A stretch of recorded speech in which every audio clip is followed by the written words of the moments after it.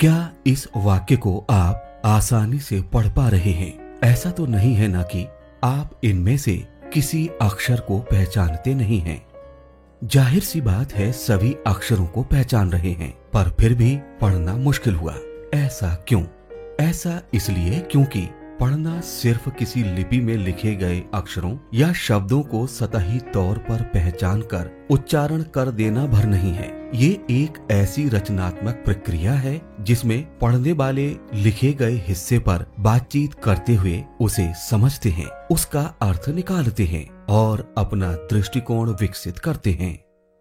पढ़ने की बुनियादी तैयारी किस प्रकार की जाए, ये एक महत्वपूर्ण प्रश्न है। पढ़ना सीखने के लिए कुछ विशेष चरण होते हैं। आइए इन चरणों के बारे में क्रमवार जानते हैं। सबसे पहले बच्चों में प्रिंट चेतना विकसित करनी चाहिए। किसी भी प्रकार की लिखित सामग्री के बारे में बच्चों को ये समझाना कि बोले जाने वाले शब्दों को लिखा जा सकता है और लिखे गए शब्दों को पढ़ा जा सकता है, यही प्रिंट चेतना कहलाती है। बच्चों में प्रिंट चेतना किस प्रकार विकसित कर सकते हैं, आइए इसको समझते हैं। सबसे पहले बच्चों को किताब से परिचित कराएं, पाठ का परिचय दें और फिर लिखे हुए अंश या भाग से परिचित कराएं।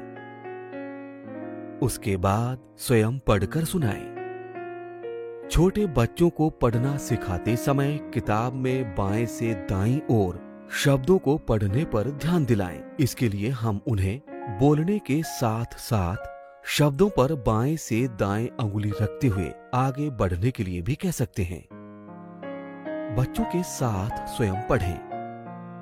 कुछ समय बच्चों को किताबों के साथ स्वतंत्र छोड़ दें। ब्लैक बोर्ड पर कुछ ऐसा लिखें जिसे पढ़ने में बच्चों को आनंद की अनुभूति हो। इसमें हम शामिल कर सकते हैं बच्चों के द्वारा बोले गए वाक्य या उनके अनुभव। इसके साथ ही वाक्य पट्टी पर भी कार्य करें, अर्थात बच्चों को छोटे छोटे वाक्यों को पढ़ने के लिए प्रेरित करने की शुरुआत करें। बच्चों को मौखिक भाषा से धीरे धीरे लिखित भाषा के समृद्ध वातावरण की ओर जाते हुए उसका प्रयोग करना सिखाएं। कक्षाओं को प्रिंट रिच लुक देने के लिए बच्चों की रुचि और स्तर के अनुसार चित्रात्मक किताबें, पत्र पत्रिकाएं, रीडिंग कार्ड, पठन सामग्री से कक्षा कक्ष व्यवस्थित करें। बच्चों में प्रिंट चेतना विकसित करने के पश्चात दूसरा चरण है ध्वनि चिन्ह संबंधों अर्थात डिकोडिंग की समझ विकसित करना।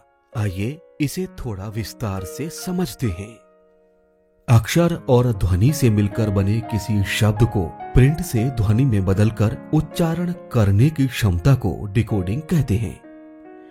डिकोडिंग की समझ विकसित करने के लिए पढ़ने की शुरुआत में किन क्रियाकलापों का लगातार किया जाना जरूरी है, इस पर चर्चा करते हैं।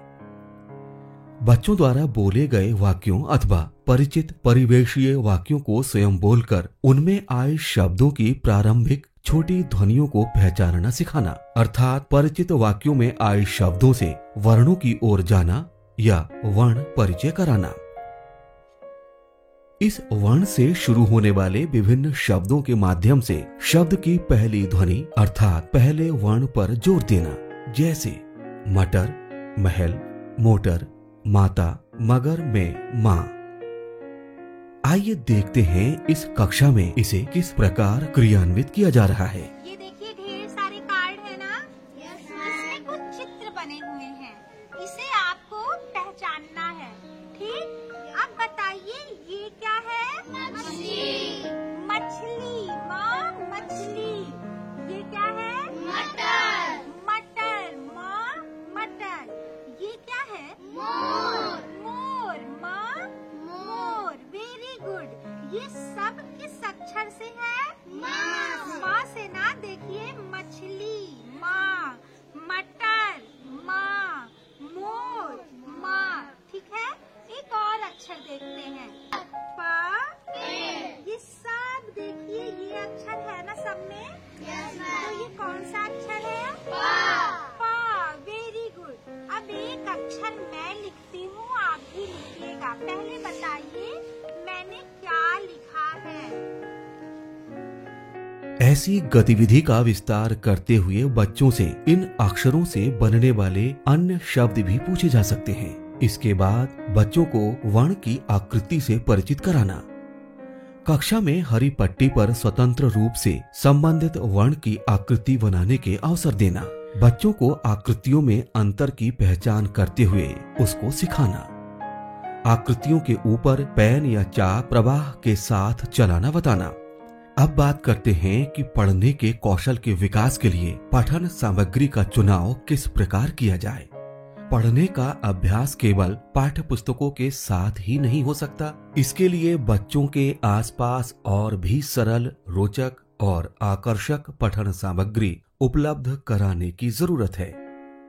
शुरुआती दौर में लिखित सामग्री से ज्यादा चित्र आधारित सामग्री प्रभावी होती है। इसके अलावा कविताओं और कहानियों की किताबें स्थानीय पुस्तकालयों से या समुदाय के सहयोग से भी प्राप्त कर सकते हैं। इसके अतिरिक्त वर्ण कार्ड, मात्रा कार्ड, शब्द कार्ड, वाक्य पट्टियां, तंबोला, चक्री, फिसल पट्टी, पॉकेट बोर्ड, 12 खड़ी चार्ट भी पढ़ाने के लिए अत्यंत उपयोगी सामग्री है।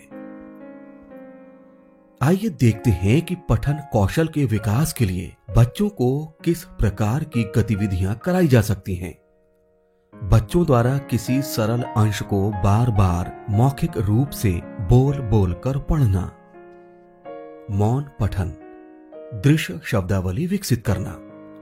किसी अखबार, पत्रिका, पोस्टर, कैलेंडर, कहानी की किताब पर नियमित रूप से चर्चा करना। पढ़े गए अंश पर बातचीत के लिए विशेष टॉक टाइम निर्धारित करना। पढ़ने के लिए जोड़ी बनाना जिससे बच्चे आपस में बातचीत और सवाल जवाब कर सकें। पाठ के आधार पर बच्चों से अनुमान लगवाने संबंधी गतिविधि कराना। हमारी सहायता के लिए आधारशिला हस्त पुस्तिका में पृष्ठ संख्या 95 से 97 के बीच अनेक गतिविधियां भी दी गई हैं, जिनका प्रयोग करके हम बच्चों में पढ़ने के कौशल विकास में सहायता कर सकते हैं। हमें कब मान लेना चाहिए कि बच्चे ने पढ़ना सीख लिया है? इसके जवाब में हम कह सकते हैं कि जब बच्चा पढ़ने की प्रक्रिया में प्रवाह के साथ साथ समझते हुए पढ़ता है, अनुमान लगाता है और पूर्व ज्ञान से जोड़ते चलता है, तो हम कह सकते हैं कि बच्चे धीरे धीरे पढ़ना सीख रहे हैं। अब चर्चा करते हैं कि पढ़ने का आकलन कैसे करें। यदि प्रारंभिक कक्षाओं के संदर्भ में बात करें तो हम बच्चों का आकलन करते समय ध्यान देंगे कि शब्द और वाक्यों के प्रति उनकी समझ विकसित है। पढ़ने के बाद संदर्भ ग्रहण करते हुए अर्थ समझ पाते हैं और इन्हें अपने दैनिक जीवन में अलग अलग परिस्थितियों में प्रयोग कर पाते हैं। बच्चे विभिन्न पठन सामग्रियों के प्रति सहज ही आकर्षित होते हैं और पढ़ते हैं। दिए गए वर्णन के आधार पर चित्र बनाते हैं और चित्रों की विशेषता के बारे में बताते हैं। अपने आसपास दिखने वाले साइन बोर्ड, विज्ञापन आदि को पढ़कर समझते हैं और दूसरों को समझा पाते हैं। इस प्रकार हम कह सकते हैं कि पढ़ना लिखित सामग्री से अर्थ निर्माण की प्रक्रिया है। पढ़ना मात्र पढ़ना नहीं, बल्कि समझकर पढ़ना है। पढ़ाने से संबंधित विभिन्न शोधों से ये बात भी साफ होती जा रही है कि कोई भी बच्चा एक ही तरह से नहीं पढ़ता। अगर बच्चों से शब्दों को पहचानने के कौशल बढ़ाए जाएं और साथ में उनके पढ़ने लिखने के प्रवाह, उनकी शब्दावली और समझने के उनके तरीकों पर ध्यान दिया जाए, तो वे ज्यादा अच्छी तरह पढ़ना सीख सकते हैं। हमें इस पर निरंतर ध्यान देने की आवश्यकता है। तो आइए एक कदम और बढ़ाएं, बच्चों को पढ़ना सिखाएं।